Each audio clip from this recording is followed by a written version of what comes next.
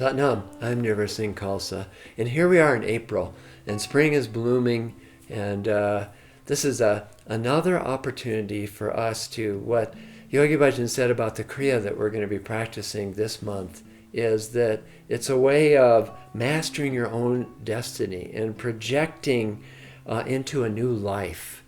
What this does is that it works with, we're actually going to do two meditative kriyas, back to back.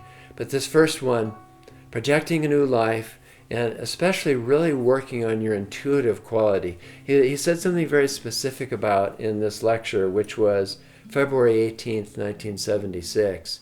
He said this works on the third slice of the brain.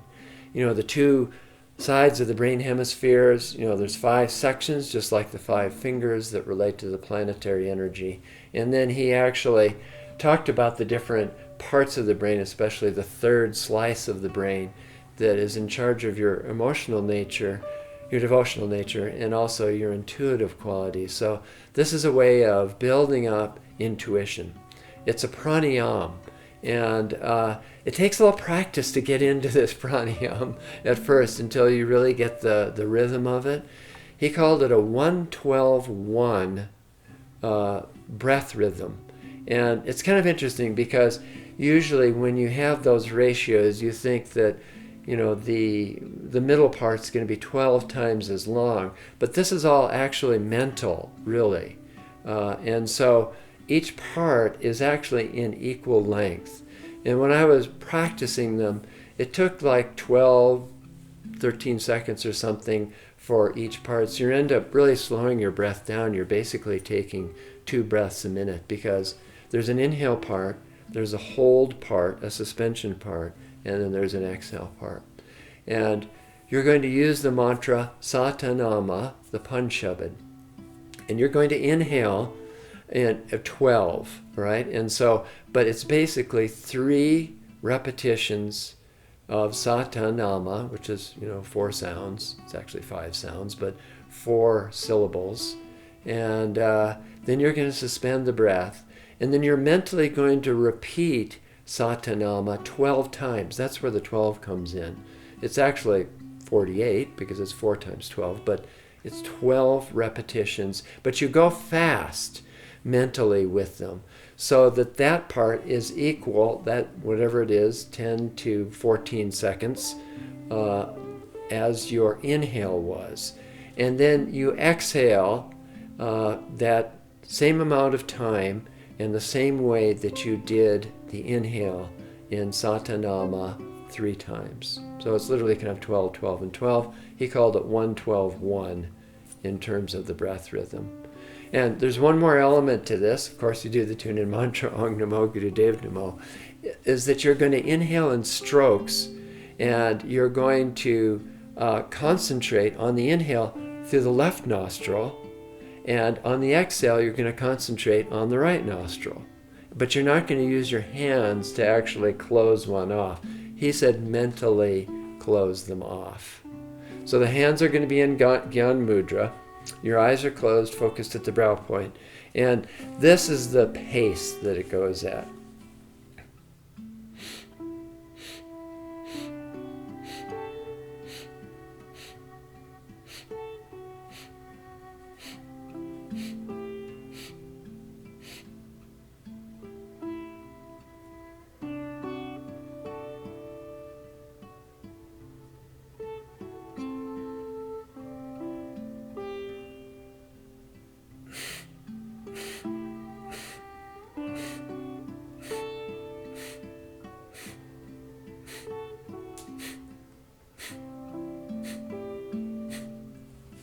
Okay, so you get kind of the idea, all right? So you're inhaling through your left nostril, exhaling through your right nostril, and you do this for a while. It's really amazing, actually. I found it to be kind of very deep and powerful. It does take you a little while to get into it, to kind of balance out the whole rhythm of it. And so it builds intuition. And then once you're done with that, and you can do this for as long as you can do it for a full 11 minutes. You can do it for 5 minutes. There really was no amount of time that he actually said that you need to practice this. And then we're going to chant a mantra. And that mantra is Rama, or Ra-A-Ma-A.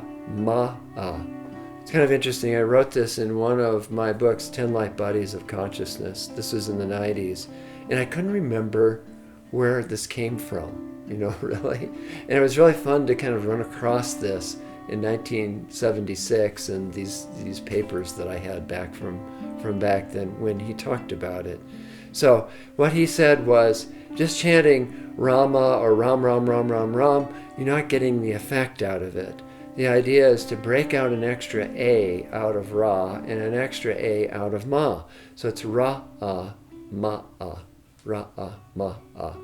And you sit like a perfect yogi and you chant the mantra. The eyes are going to be closed. And what he said about this, not only, it does build intuition, but what it does is it allows you to project and receive. And in terms of your communication, oftentimes you feel like, and it's true, you don't feel like you're being understood. It's not, the frequency is not matched between yourself and the other person or the other group of people. And you oftentimes have to adjust in terms of not only what you're saying, but where you're projecting from. Literally, from what chakra you're projecting from. Most of this is done just like underneath the surface. It's a more of an intuitive thing that happens. And that's true with your ability to receive. Sometimes you hear something and you just don't understand what they're saying. Not only do you not understand what they're saying, but really what they're really saying, which is usually a little bit underneath the surface. It's more subtle. So by chanting this mantra, it allows you to project and receive in communication so that you can be understood and you can understand as well as bringing intuition. So this is what it sounds like. Once again, you're sitting and you're actually imagining like you're a yogi, right? You may think you're just a regular person, but imagine whatever that picture and you have yourself, a yogi in a cave, sitting on a mountain, sitting in a yoga class in a yoga center, in perfect peace and harmony, sitting up straight, hands in Gyan Mudra, eyes closed down. And then this is what it sounds like. Ra-ma-a, Ra-ma-a, Ra-a, Ma-a, Ra-a, Ma-a,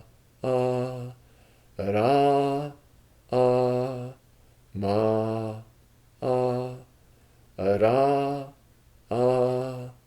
Ma-a. And then kind of do that one, take a deep inhale at the end. There are no particular ways he had ending this, but what he did recommend is that you take a few deep breaths before you start. So after you're done with the 1-12-1 pranayama, inhale deeply, take a few breaths, and then start chanting Ra-a-Ma-a, sun, moon, Ra-ma, sun, moon. And that's what we'll do in April. It'll be very rejuvenating. It's going to bring you this intuitive quality. It's going to be like literally kind of a refresh. And so I'll enjoy doing it with you this month of April. Sat Nam.